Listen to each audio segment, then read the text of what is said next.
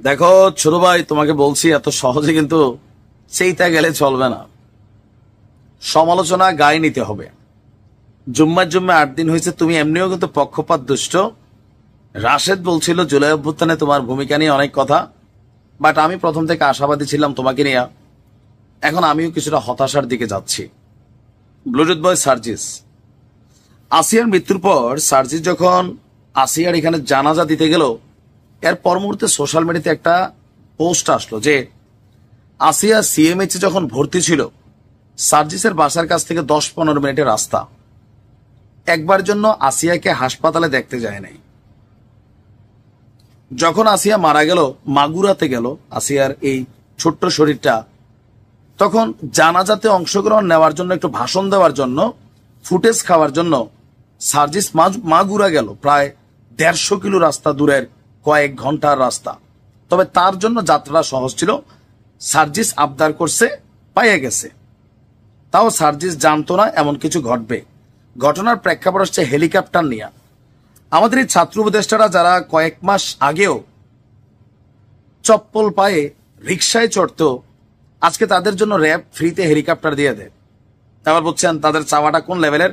আলাদিনের একটা চেরাক পাইছে তারা। জনগণের মধ্যে সার্জিসের ভূমিকা নিয়ে বিভিন্ন প্রশ্ন কিন্তু তৈরি হয়েছে। আর মাঝখানে যে আসিয়া সিএমএইচে ছিল, তুমি জিন্দা আসিয়ারা দেখতে যাও নাই, আসিয়া মরার খবর পেয়ে সিএমএইচে গেছো।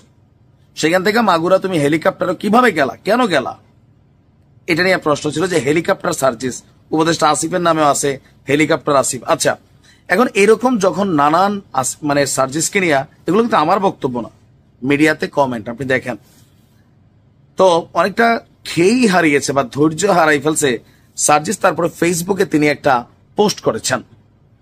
তো আমরা যে এই ভিডিওটা দেখছি অলরেডি সামাজিক যোগাযোগ মাধ্যমে, যে তারা হেলিকপ্টারে নামলেন, এখানে হাসনাত ছিল, সার্জিস ছিল, আবার মামুনুল হক সাহেব ছিলেন। তো সোফায় বসে তারা ফোন টিপাটিপি করতেছিল এবং কথাবার্তা বলছিল।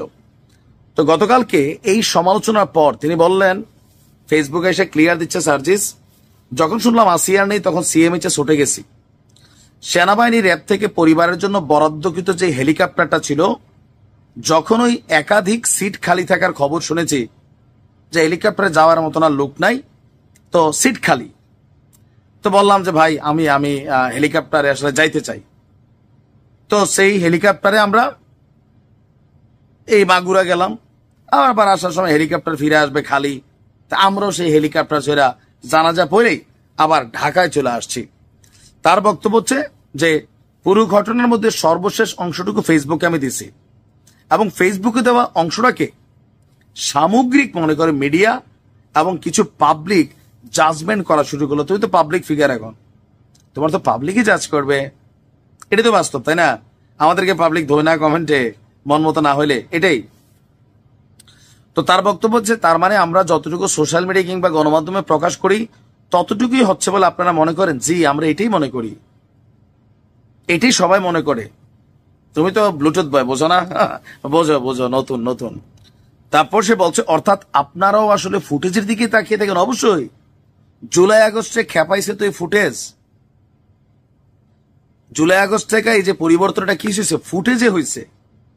মানুষ ফুটেজ দেখছে, মানুষের ভিতরে গোস্বা আসছে, জিদ আসছে, সরকারের পতন ঘটছে। ফুটেজই মেইন এখানে, তবে ফেক ফুটেজের ইস্যু থাকতে পারে। আচ্ছা, তারপর বলছে আবার যদি কোনো কিছু না দেই তখন মনে করেন কিছুই করা হয়নি। কি অদ্ভুত, আসলে অদ্ভুত। বাঙালি জাতি কতটা অদ্ভুত তুমি এখনো বোঝো নাই। তুমি বোঝো না আমার কাছে, তাও মনে হয় না তুমি ব্লুটুথ বয়। সার্জিস অভিযোগ করছে জনতাকে, দিলে বলেন ফুটেজমুখী, আর না দিলে বলেন কিছুই করিনি। আপনাদের এই ডাবল রূপ কবে একটা সিঙ্গেল রূপে পরিণত হবে? হবে না। আমরা ল্যাঞ্জা বাঁকা জাতি। তুমি তো বোঝার কথা, ছাত্রলীগ করছো, ব্লুটুথ বয় চাপে বইরা করছো, বলছো যে হলে থাকছিলাম। আবার ডাকসুতেও ছাত্রলীগের প্যানেল থেকেই সার্জিস একমাত্র ছেলে যে বিজয়ী হয়েছিল সম্ভবত কোন একটা হলে সর্বোচ্চ ভোট পেয়ে। এত না বোঝারও কিছু নাই। তবে রাজনীতি করতে গেলে অনেক কিছু আসবে, তোমাকে জবাবদিহিতা করতে হবে। যখন টাকার ইস্যু আসবে, যেমন বন্যার টাকা কই গেল, আমাদের কুমিল্লায় কয় টাকা আমরা পাইছি? আমার এলাকায় তো বন্যায় হয়েছে, আমরা ব্যক্তিগতভাবে মানুষকে দান সদকা করছি, লক্ষ লক্ষ টাকা আমরা ব্যবস্থা করে দিছি ঘর বাড়িতে। টিন দিছি আমরা নিজেরাই, আমার একটা সংগঠন আছে, সেখান থেকে 130টা পরিবারকে আমরা টিনই দিছি। কিন্তু আমরা এই জুলাই অভ্যুত্থানের যে ফান্ড, ওটা থেকে আসলে কি পাইছি নিজেই জানি না, পাইলেও পাইতে পারে 2-4 জন। মানুষ ক্লিয়ারেন্স চায়। তোমরা পাবলিকের টাকা দিয়ে এখন চলো, পাবলিক ফান্ডে চলো, আবার বড় বড় বাবারা দেয়, তাদের নামও আবার মুখে আনা যাবে না, তারা বিপদে পড়বে। সুযোগ্য কর্মী বা সন্তান হয়েছে তোমরা। এখন এই বিষয়গুলা তুমি যখন রাজনীতি করবা, এটা আসবেই, খুবই সিম্পল। কারণ যে বললাম, আগে তোমরা চপ্পল পায়ে দিয়ে ঘুরতে, এখন তুমি আডিডাস পড়ো, ব্র্যান্ডের একজন আডিডাসের দাম হচ্ছে 18 থেকে 20,000 ন্যূনতম, উপরে আর অনেক দামি। তো মানুষ তো প্রশ্ন তুলবে যে তুমি কর্মটা করো কি, চাকরি করো, ব্যবসা করো, কিছুই তো না, এই রাজকীয় জীবনের উৎস কি? এগুলা রাজনীতিবিদদের প্রতি জনগণের সবসময় প্রশ্ন ছিল, তোমরাও এক সময় প্রশ্ন তুলছো। এখন তুমি যখন নেতার চেয়ারে বসছো, তোমার নিয়ে মানুষ প্রশ্ন করবে। বাট ধৈর্য হারাইয়া এত সহজে, এত তাড়াতাড়ি সামনে নির্বাচন করবা তোমরা, তাই না? দল বানাইছো, এখনই জনগণের এক স্ট্যান্ডে আসেন, ডাবল স্ট্যান্ডে, এগুলো কিন্তু বোকামি কর্মকাণ্ড, ধরা খাওয়া নির্বাচনে। এমনি কয়টা সিট পাও সেটা নিয়ে সন্দেহ আছে। জনগণকে বিগড়ানো যাবে না। হ্যাঁ, এই জনগণকে বিগড়িয়া শেখ হাসিনা কিন্তু বাংলাদেশ ছাড়ছে। ছড়িয়ে পড়ো, তোমরাও অনুপ্রবেশ করো এদের রন্ধ্রে রন্ধ্রে, যেমনটা এরা অনুপ্রবেশ করেছিল তোমাদেরই রন্ধ্রে রন্ধ্রে। নিশ্চয়ই এমন সাজেশন শেখ হাসিনা দিয়ে রেখেছেন বাংলাদেশ ছাত্রলীগ, যুবলীগ, আওয়ামী লীগের নেতাকর্মীদের। কারণ আওয়ামী লীগ সরকারের পতনের পেছনে যেই মানুষগুলো সবচেয়ে বড় ভূমিকা রেখেছে, এরা প্রত্যেকেই ছাত্রলীগ, যুবলীগ অথবা অন্য কোনো দলের মধ্যে কানেক্ট ছিল। এদের মধ্যে অন্যতম সার্জিস, হাসনাত, আসিফ মাহমুদ সহ আরো অনেকেই, এরা কিন্তু ছাত্রলীগের রাজনীতির সাথে জড়িত ছিলেন। তবে তারা ঠিক শেষ মুহূর্তে এসে ছাত্রলীগ থেকে পদত্যাগ করে এই আন্দোলনকে নেতৃত্ব দিয়েছেন। এখন তারা যদি একটা দলের এত বড় পদে চলে যেতে পারে, তারা যদি একটা দলকে নেতৃত্ব দিতে পারে, অভ্যুত্থান ঘটাইতে পারে, তাহলে ভাই ছাত্রলীগ করলেই এই বৈষম্য বিরোধী ছাত্র আন্দোলনের কোন একটা পদে সাধারণ একটা ছেলে যে ছাত্রলীগ করত, সে পদ পাইলে সমস্যাটা কি? এটা কি শেখ হাসিনার পরিকল্পনা, নাকি সার্জিসদের মতো নিজ যোগ্যতায় তিনি এইটা হওয়ার অধিকার রাখেন? কারণ আমরা জানি জুলাই আগস্টের সময় ছাত্রলীগের অনেক নেতাকর্মী এরা পদত্যাগ করেছিল, আবার অনেকে বিরোধিতাও করেছিল। দর্শক, আজকে একটা আন্দোলন নিয়ে খুবই একটা পথকে কেন্দ্র করে এই মুহূর্তে উত্তাল আপনার কিশোরগঞ্জের ইটনা উপজেলা। ছাত্রলীগ নেতাকে কিশোরগঞ্জ ইটনা উপজেলার বৈষম্য বিরোধী ছাত্র আন্দোলনের যে কমিটি আছে, সেই কমিটির আহ্বায়ক করায় তুমুল আলোচনা সমালোচনা চলছে। 15 মার্চ ইটনা উপজেলায় ঘোষিত 78 সদস্যের আহ্বায়ক কমিটিতে তানভীর আহমেদ হেরিকে আহ্বায়ক করা হয়। নিষিদ্ধ ছাত্রলীগের সংশ্লিষ্টতার কারণে কমিটি ঘোষণা হওয়ার পর তাকে বাদ দেওয়ার দাবি তুলেছে অনেকেই। কিন্তু কেন? তানভীর কি কোনো সন্ত্রাসী? তারপর হচ্ছে আরো কোনো কিছু? নো। সো সে পদ পাইতেই পারে।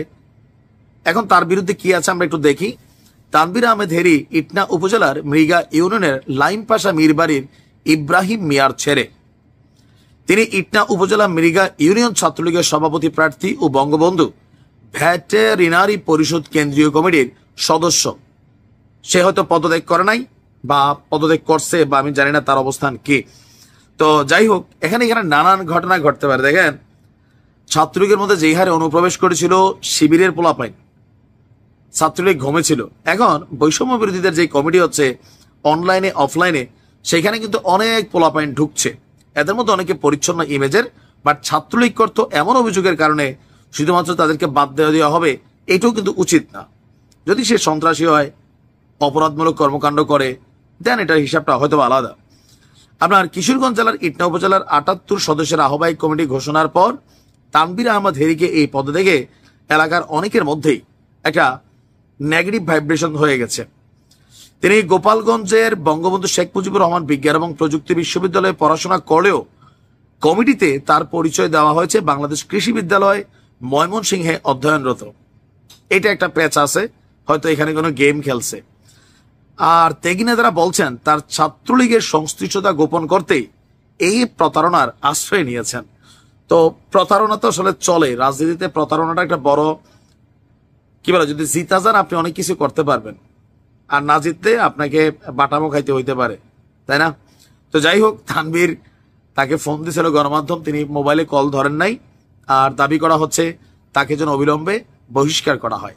কেউ কেউ বলছেন যে এই মুহূর্তে ছাত্রদল, এই বৈষম্য বিরোধী আন্দোলন, জাতীয় নাগরিক পার্টি, তাদের দলগুলোকে ভারী করার জন্য তারা নতুন সদস্য কিন্তু কানেক্টেড করছেন, কন্টিনিউ। আর এর মাঝখানে কিন্তু চিপা চাপা দিয়া যারা ঢুকার তারা ঢুকে যাচ্ছে। আর আপনার কি মনে হয় যে আওয়ামী লীগ এরকম পরিকল্পনা করে নাই যে তোমরা আমাদেরকে যেমনি খাইছো আমরাও তোমাদের ভিতরে প্রবেশ করবো? 100% নিশ্চয় করছে। হইতেই পারে, আবার নাও হইতে পারে।